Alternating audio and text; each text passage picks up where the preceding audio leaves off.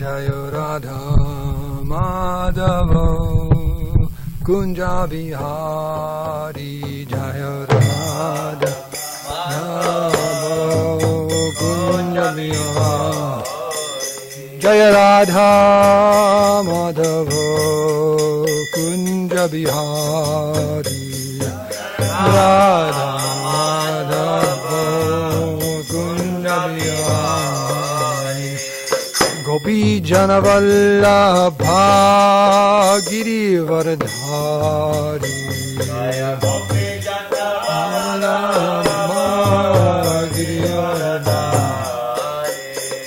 Gopi Janavallabha Girivardhari Gopi Janavallabha Girivardhari Yashodanandana Brajajana Ranjana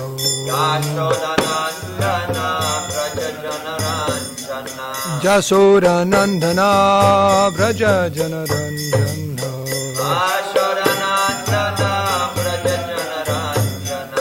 Jamuna Tira Vanachari Tira Vanachari Jamuna Tira Vanachari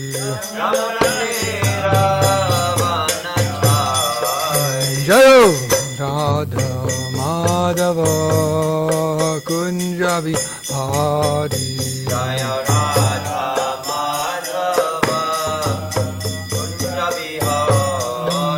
Jaya Radha Madhava Kunja Bihari Jaya Radha Madhava Kunja Bihari Gopi Jana Balabha Girivardhari Gopi Jana Balabha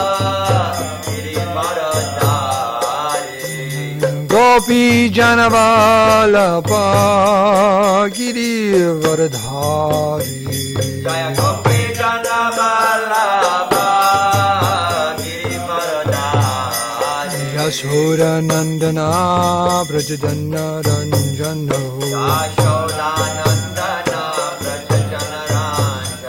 Yashodanandana Brajajana Ranjana Yashodanandana Brajajana Ranjana Yashodanandana Brajajana Ranjana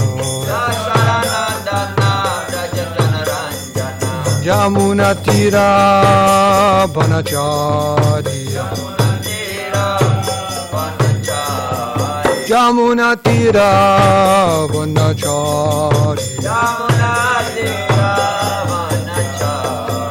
Jayo Radha Madhava Kunja Bihari Jaya Radha Madhava Kunja Bihari Jaya Radha Madhava Kunja Bihari Jaya Radha Madhava Kunja Bihari Jaya Radha Madhava Kunja Bihari Jaya Radha Madhava Kunja Bihari Sri Radha Madhava ki Sri Radha Giridhari ki srimadbhagavatam ki Jai Om Vishnupad Paramhamsa Parivrajak Jaja Shodhara Shri Srimad Divine Grace Abhay Charanaravind Bhakti Vedanta Swami Shri Prabhupada ki Jai Grantara Srimad Bhagavatam ki Jai Samaveda Bhakti ki Jai.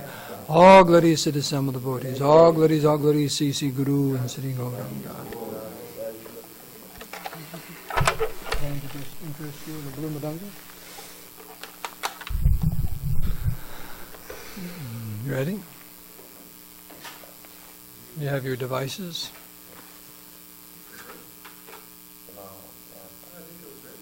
Now you just need the person who puts it up. 32 now. 32. That's probably from yesterday. 31 was yesterday? Yeah.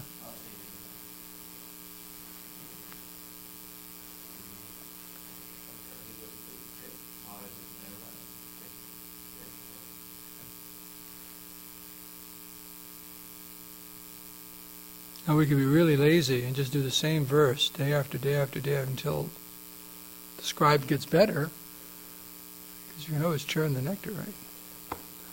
There's people in SanDiego, they've been on the same verse for 6 months. Why, I don't know, I haven't found someone to write the verse.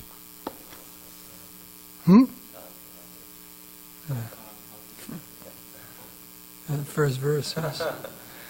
So this morning we're reading from the 4th canto, chapter 7, verse 32. Okay. Om Namo Bhagavate Vasudevaya. Om Namo Bhagavate Vasudevaya. Om Namo Bhagavate Vasudevaya. Narayanam Namaskricham Naram Jayamanarotamam Devim Saraswatim Vyasam Tato Jamudirayat. Srila Prabhupada ki jai. So, the text. Indra Vacha Idam Apyuchuta Vishwabhavanam. That's it, right? Idam apyuchuta vishwabhavanam vapurananda karamano drisham suravirvid shapanar udayudhar bhuja dandar upapanam ashtabhi idam apyachuta vishwabhavanam vapur ananda karamano drisham sura vidvid kshapanar udayudhar bhuja dandar upapanam ashtabhi idam apyuchuta vishwabhavanam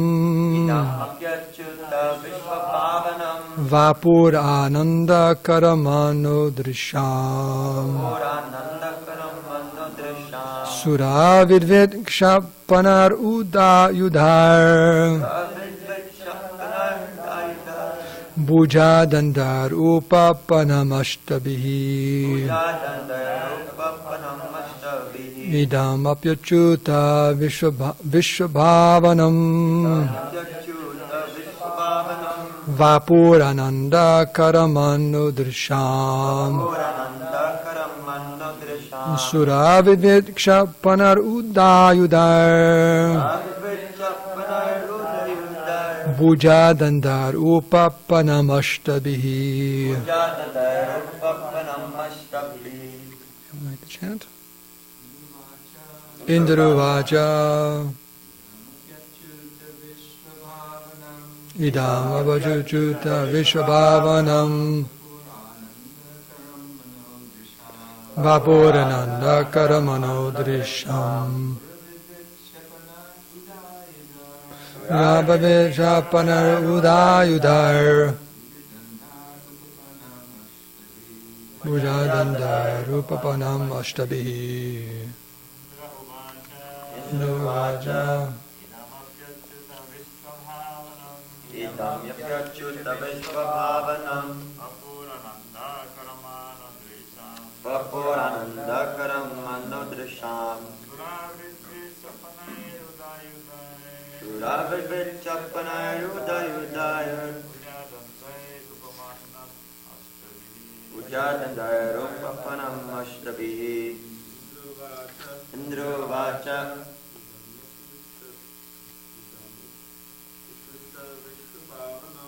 idam yapyachuta vishwabhavanam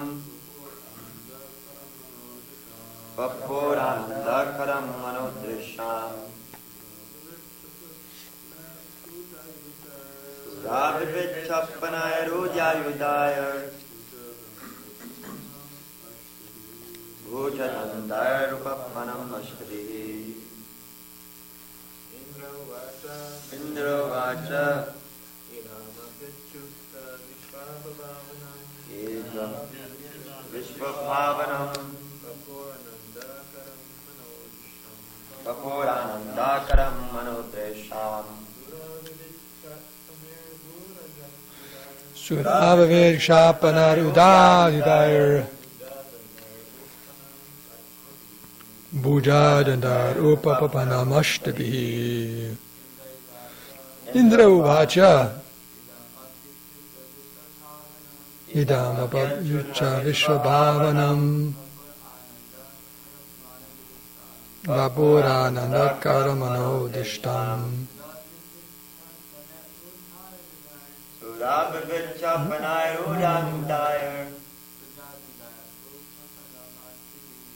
Bhujadandayar Upapapanamashtabihi. Word for word. Indra Uvacha.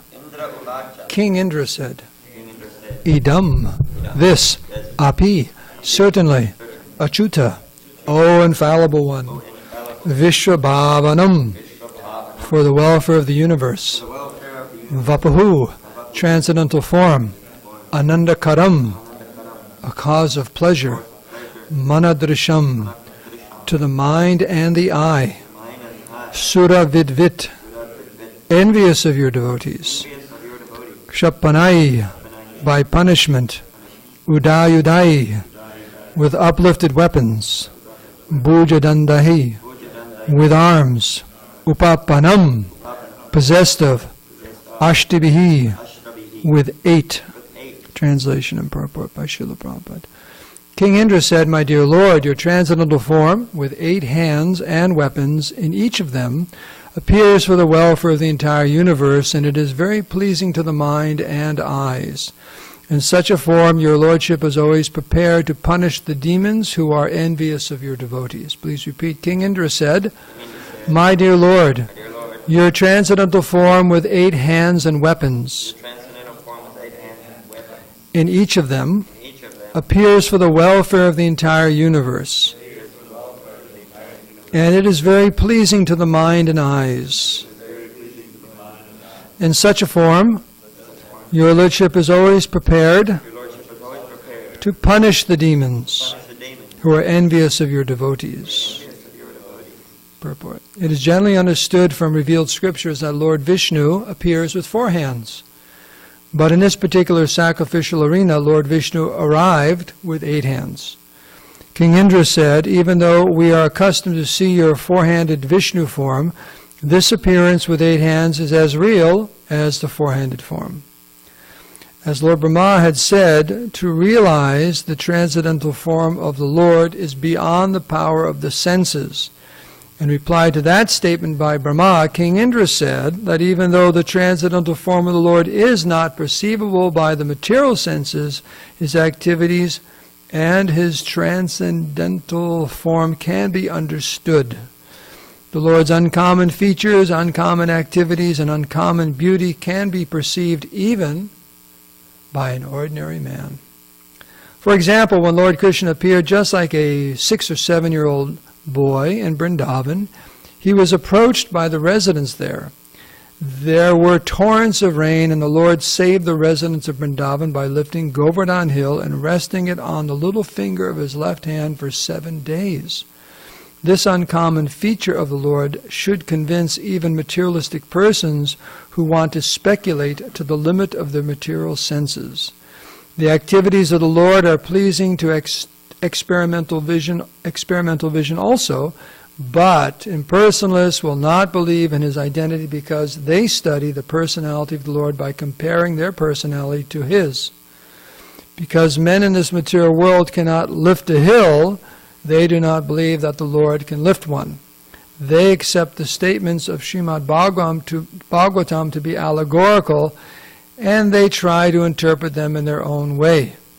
But factually, the Lord lifted the hill in the presence of all the inhabitants of Vrindavan, as corroborated by great acharyas and authors like Vyasadeva and Narada. Everything about the Lord, his activities, pastimes, and uncommon features should be accepted as is, and in this way, even in our present condition, we can understand the Lord. In the instance herein, King Indra confirmed, your presence with 8 hands is as good as your presence with 4 hands. There is no doubt about it.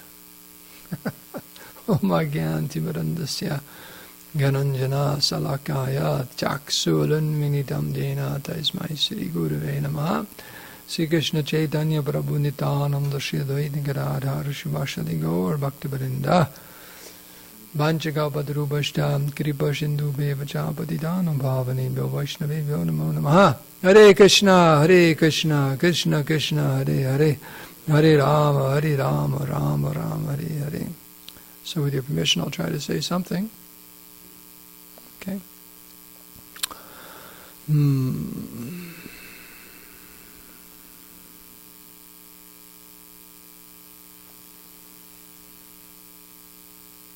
Was that Atakshi Krishna Namadi Nabhavengram Indriyai? You know that verse? What's the last line? You know that? Okay. It begins with the tongue, like that. So in other words, with these blunt material senses, we can't perceive Krishna, Takshi Krishna Nam, and the name of Krishna and everything else related to Krishna. We can't. But by chanting the holy names, taking prasadam, engaging in devotional service, which begins with the tongue, gradually the tongue, everything becomes purified and we'll be able to perceive the absolute truth. So, as is being described here, is on one hand, the previous verse, Lord Brahma is saying these material senses, you can't perceive the absolute truth. The material, the mind, and senses, they're so limited, how can we appreciate or understand the unlimited? And as Prabhupada's pointing out here about the impersonalist, then you throw in envy on top of all that. You got a real mess. You got a whole big mess. Big mess. Because not only is it the mind and senses, but it's the psychology behind everything. Which is the most difficult thing. You don't want to see. You don't want to see. Just like someone, you can't wake someone up who doesn't want to get up. You ever had that experience in the ashram? Right? Someone doesn't want to get up, you're not going to wake them up. It's not going to happen. They'll just lie there. Like that. So, for someone who doesn't want to see Krishna, doesn't matter. There's nothing we can do. Practically speaking, nothing. There is something, we'll get to that later, but there's something you can do. But so the point is that we're in a predicament, and this is brought up, I know, in the conversation of the Vedas personified in that chapter of the 10th canto, in different places. The question comes up that if Krishna is beyond the senses, then how will we ever be able to perceive him? Because our senses are so limited. The basic principle is that Krishna reveals himself to his devotees. Reveals himself to his devotees. I think it's maybe in this purport we just read, or one of the purports very close by. There's a reference to the Bhagavad Gita 18th chapter. That Bhaktyamam abhijananti yavanyaschashmi tatpataha. He says, one can understand, Krishna says, you can understand me if you want to, the Supreme Personality of Godhead, only by devotional service. Bhaktyamam. Bhakti means devotional service. So, you want to understand God, you want to understand the absolute truth, Krishna is saying you can do it, but it's by devotional service. And one who is in full consciousness of me, by such devotion, he can enter into the kingdom of God. Now that's a home run promise in the Bhagavad Gita. Churu gave one class, it's probably been given by different devotees, but he went through all the promises Krishna makes in the Bhagavad Gita. Makes some, not too many, but they're quite significant, maybe a dozen or so promises you go through, and Krishna, I promise. Krishna's making all these promises in the Bhagavad, very nice promises to his devotees, to the conditioned souls. And this is Krishna promising. So here's one of them, that you can understand me if you want to, directly, the Supreme Personality of Godhead, the Swayam Bhagavan, by the process of devotional service. And when you are completely purified by that process of devotional service, guess what? You get that e-ticket. Back home, back to Godhead. You can go back home, back to the kingdom of God, Krishna says here. Anantaram, back home, back to Godhead. So, but it's the process of devotional service, the senses have to become purified, because right now, there's all kinds of horrible things, actually. Really, they're horrible things, because our senses are in and themselves imperfect, but then you mix in, like we're describing before, the wrong psychology, an offensive psychology. And that's, Prabhupada points out, the impersonalists, they have an offensive psychology, because they're trying to compare themselves to Krishna, right? That's the problem. How could Krishna do this? Lifting Govardhan Hill is one example. How can Krishna do all these things? It's impossible.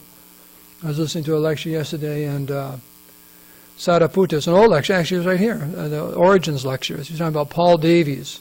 He's an atheist, a physicist and an atheist who wrote a book trying to, something like physics and the new religion or something like that, explaining how religion could never really explain the absolute truth, and physics can. And one of the arguments or points he's bringing up is God inside time or outside of time? Right? If our conception of God is inside time, then he must grow old. Right? He must grow old and be subject to the laws of material nature and gradually pass away.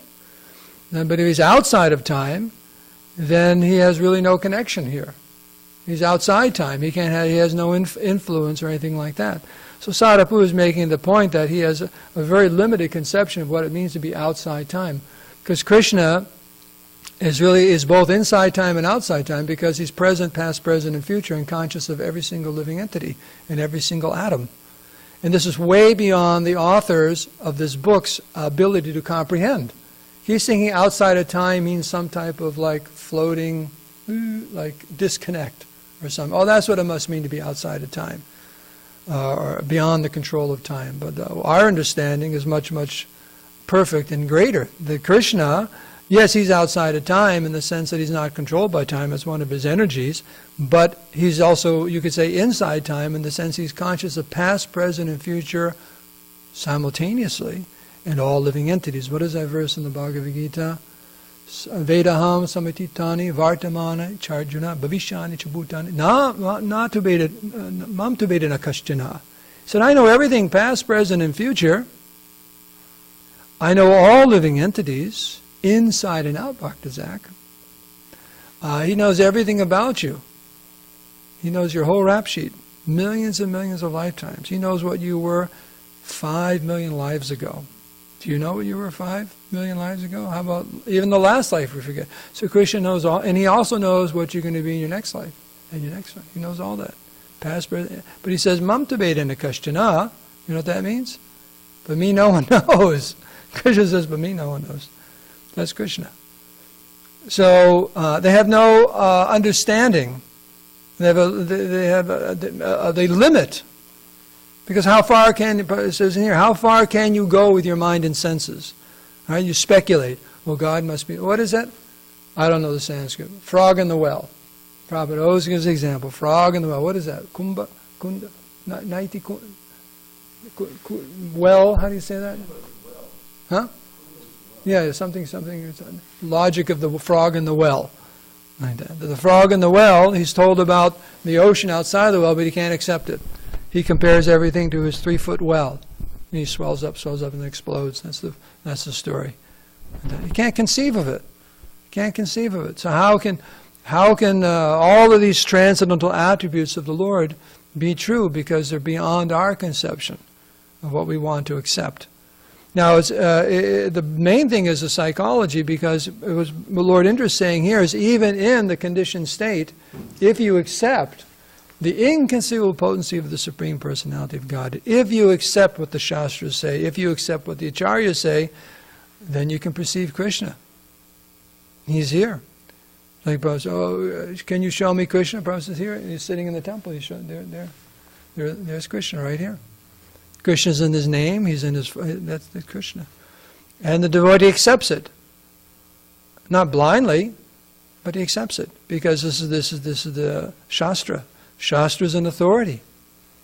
We have a choice: our mind and senses, or Shastra. Right? Just like if you go to a classroom, you're going to classes, right? So if you tell the teacher, these books are a bunch of bunk, I'm just whatever I feel.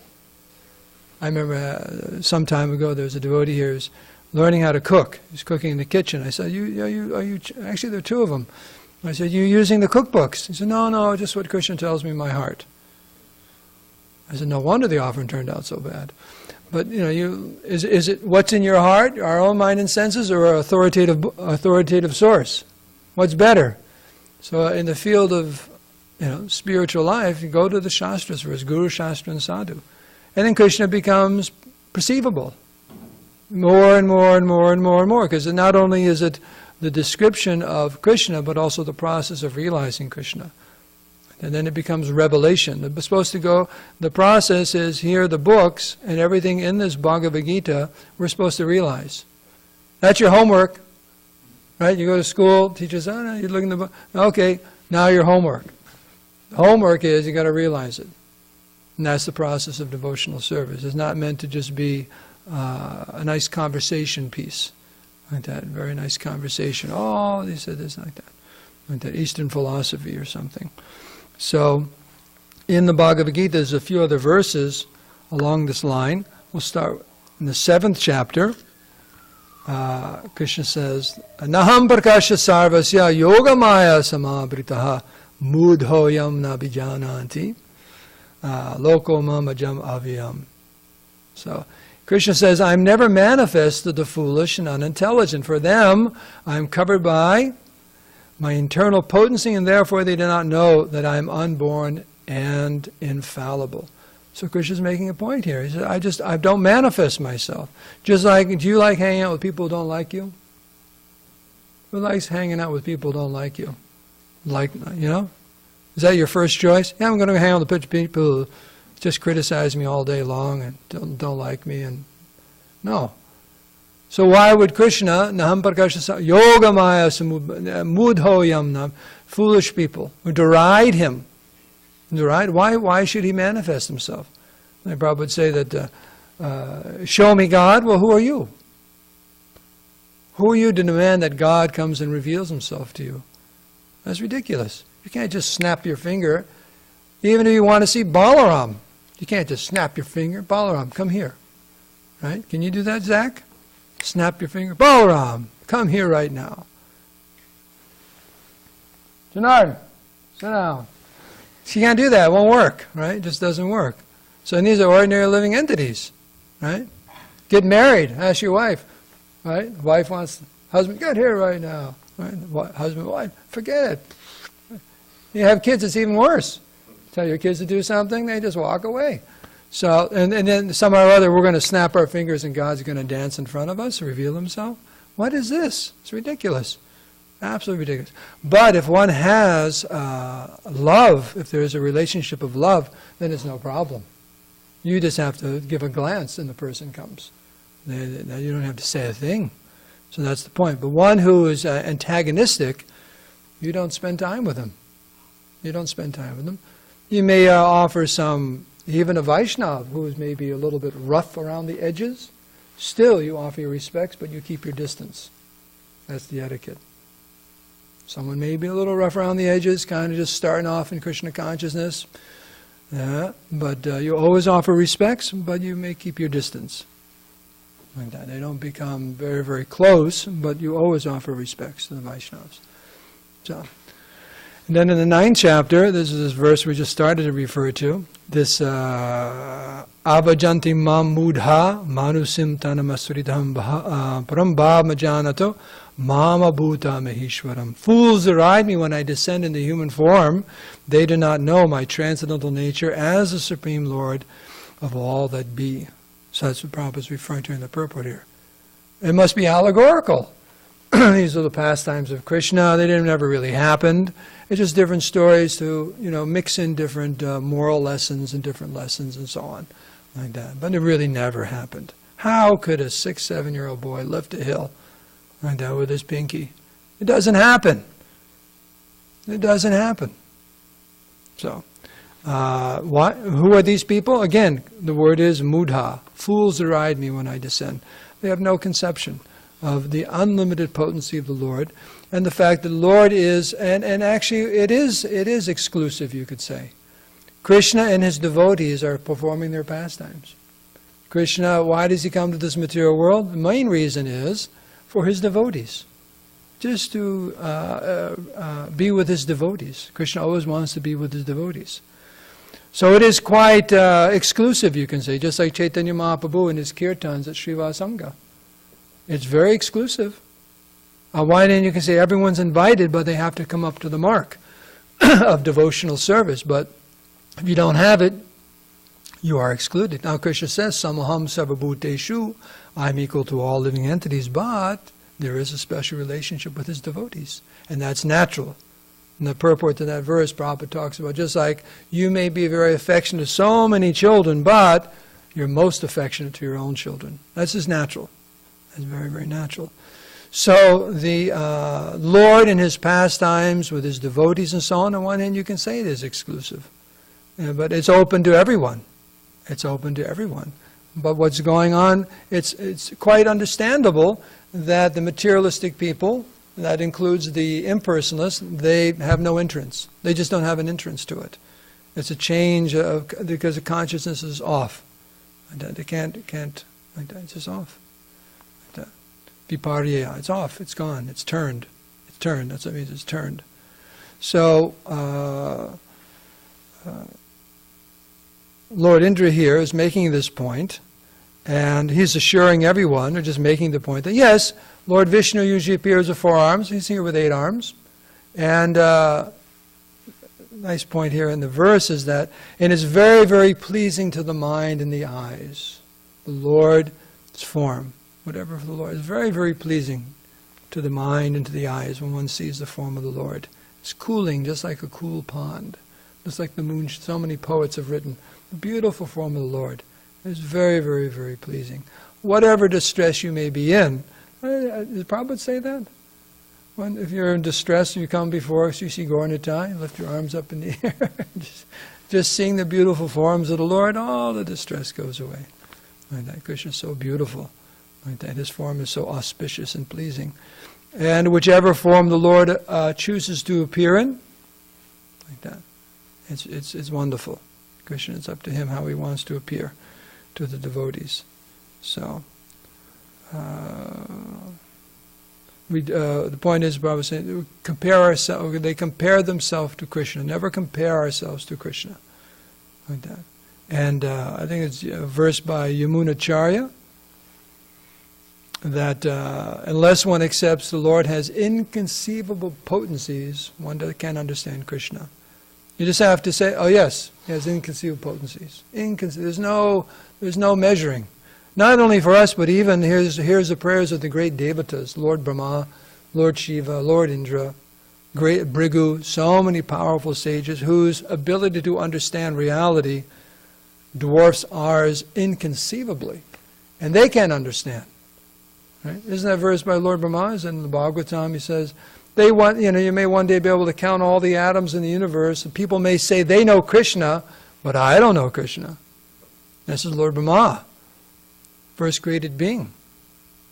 He's so dear to Krishna, Krishna shook his hand. Krishna shook his hand. Keep up the good work. Right? Very, very dear to Krishna. Entered right into his pastimes, Brahma Mohan, Leela, and everything. Very, very kind.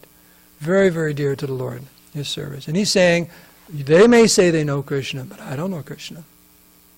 Right there. So, one has to be very, very humble. And just hear.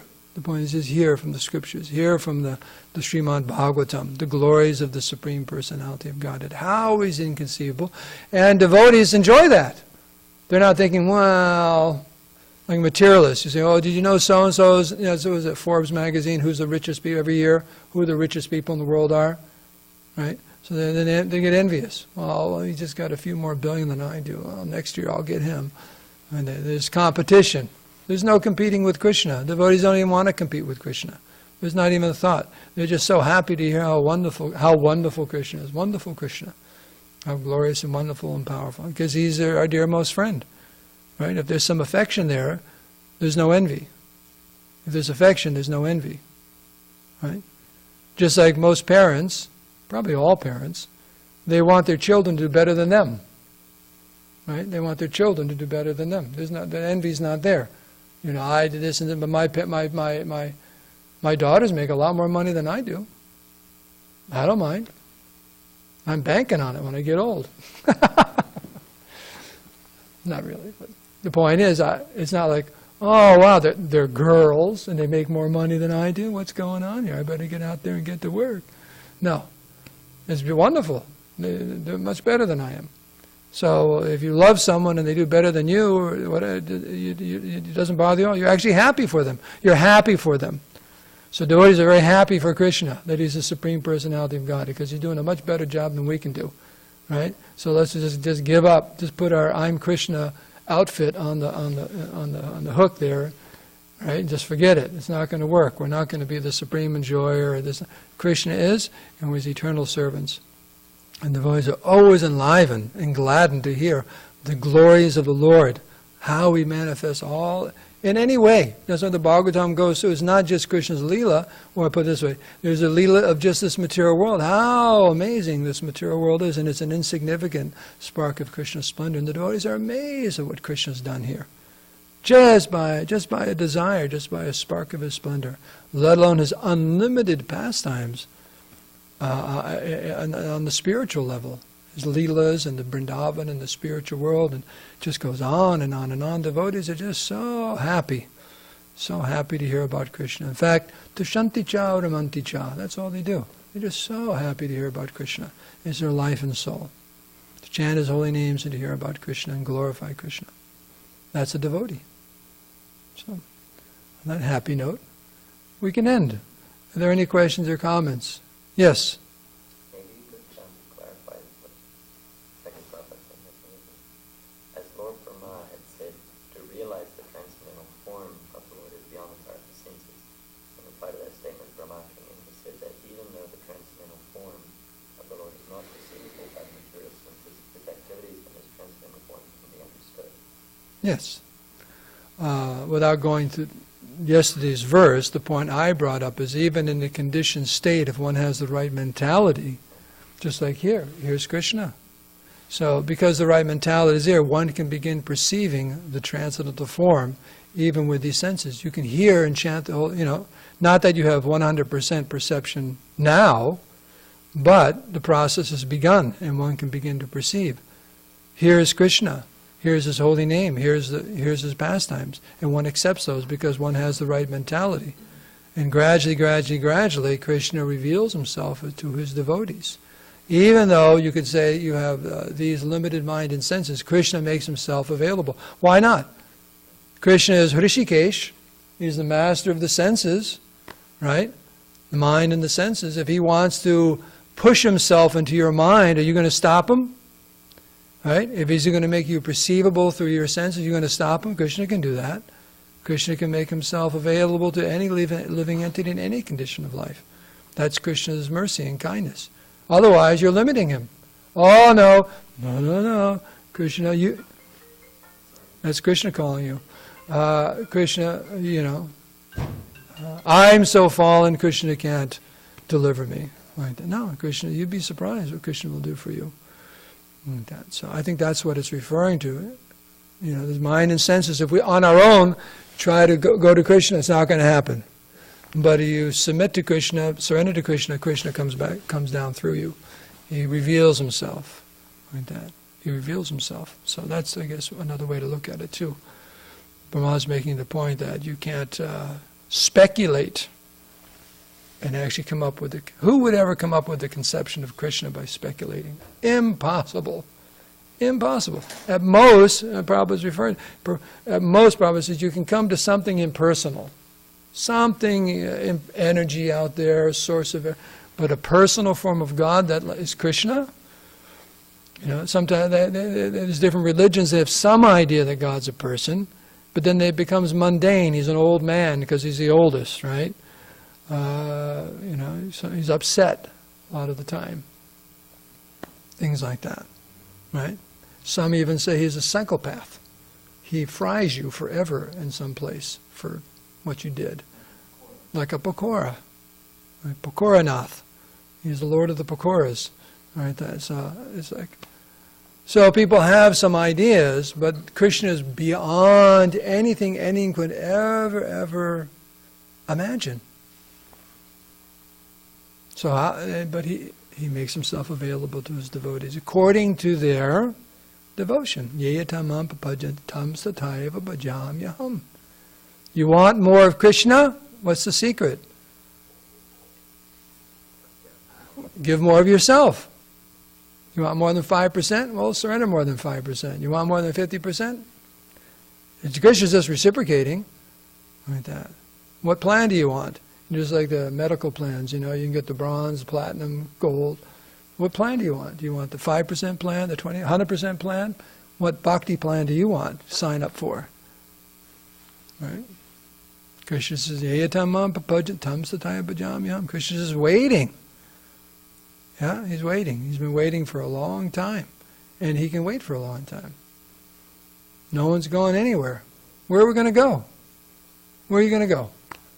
Can't go anywhere. We're here. We're in Krishna's creation. We're his eternal souls. We forgot it, but no one's going anywhere. Krishna's not going anywhere. We're not going anywhere. It's like a standoff. Krishna's a blissful standoff.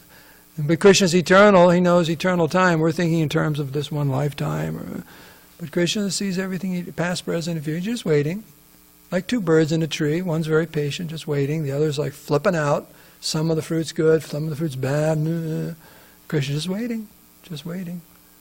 Looking for the slightest opportunity to give us a chance. That's Krishna.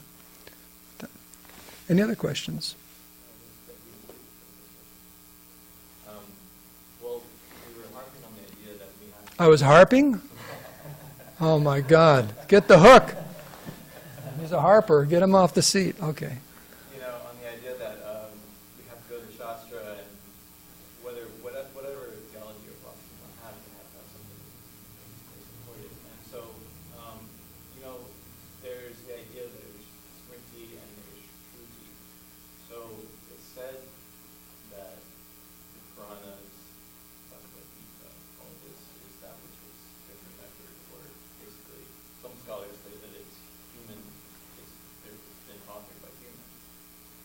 And so, but actually some scholars do say that some traditions, and I don't know fully, and this is what my question relates to, is what is Krishna Bhakti position on these Puranas? Because some of them will say that they are, in a way, divine revelation or truth, something that we just heard. And so, if you can maybe comment on that, and because, there's the idea that some of this is compiled by Vyas, and it's supposed to be an incarnation of Krishna, and so, but yet at the same time, it's like you were mentioning about Govardhan and Krishna, it sounds like an oracle, but yet, Prabhu is very clear that this is what just happened. So I think that's where sometimes people get it becomes kind of difficult to really take in because of the idea that possibly it is, somehow or another authored by humans. So I think the most important thing is, what does your spiritual master say? Because Prabhupada pointed out that there's so many things in the past, spiritual masters, books, literature, whatever. But the disciple always sees all of that through the eyes of his spiritual master, her spiritual master. That's it.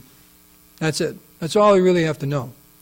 So how is your spiritual master presenting all of these things? What is his conclusion? Yeah. Yeah. Yeah. Well, actually, Srila Prabhupada, the founder, Acharya of the International Society for Krishna Consciousness, for us, that's the lens into the previous acharyas and the books and so on and so on. So that's very, very important. Also, all the acharyas, they accept Smriti as being bona fide Vedic literature. So why wouldn't we? And I don't know if you're indicating that maybe Smriti the Puranas have some pretty far out things in it. Well, the Vedas, the original Shruti, has some pretty far out things in it too. So just because something has something beyond our ordinary experience doesn't disqualify it, or it does, you know what I'm saying? And, yeah. What is the official lens? Is it that these texts are divine revelation? Well, they are. I mean, let's take the Bhagavatam. or the fact that Vyasadeva, taking all the Vedic literature, divided up in different ways, understanding Kali Yuga is coming. So who's Vyasadeva? Is empowered incarnation of the Supreme Personality of Godhead. So you can say it's his revelation, but that's a revelation of an empowered incarnation of the Lord, Saktavesh Avatar. Out of great kindness and mercy, Chaitanya Mahaprabhu was explaining this to Sanatana Goswami, you were all conditioned souls rotting in this material world, but very, very mercifully, Vyasadeva, the divine incarnation of Krishna, has presented the Vedic literatures for our deliverance. And the Vedic literatures is a whole gamut. It's Shruti, Shmriti, Purana, Adi. So many different Vedic literatures are there. Now, there's a whole gamut there that's true, and based upon a person's line, one may be a Shakta, one may be a Bhakta, one may be an impersonalist or yogi or so on. We're in the line of bhakti, of devotion. So we'll follow a certain group of literatures. We're not really interested in the Shakta literatures. We're not interested in the impersonal literatures. We're not interested in Karmakanda literatures. Those literatures are there for people who are on that path. They're all Vedic paths, and gradually one becomes purified. But it's not chaos. It's a very, very scientific, gradual evolution of the conditioned souls. The highest being bhakti, or devotional service of the Supreme Personality of Godhead. And the literatures like the Bhagavatam and so on, there's no better, no greater, no more perfect revelation or explanation of reality. These other literatures, they deal either with something impersonal or just deities of this material world that you can ask for blessings and benedictions for, to be happy in this material world. There's no comparison to going back home, back to Godhead, becoming reinstated in your constitutional position as the eternal spirit soul. None of these things compare to that. So, Chaitanya Mahaprabhu said the Vedic literatures, you have your Sambandha, Abhideya, and Prayojana. So study the Vedic literatures in that way. The relationship of everything in this, of us and the God and the soul, establishing that in the final goal. So that's another way to look at all these literatures also, how they're presented. The impersonalism, karmakanda, demigod worship, what do they do for the soul? What are they doing for us? Just a waste of time. Just a waste of time. And then gradually people realize that, and they take up the process of devotional service. Say, wow, I'm wasting my time. Spinning my wheels. You know that expression? I'm spinning my wheels. Sometimes human being, sometimes a devata, sometimes in hell, sometimes a human being, sometimes... How many just spinning your wheels in the material world? It's called samsara. I guess that's another way to look at it. It's the spinning wheel. Samsara means the wheels. We're spinning our wheels, sometimes up, sometimes down, sometimes up, sometimes down. When are we going to stop spinning our wheels? Right? Prabhu.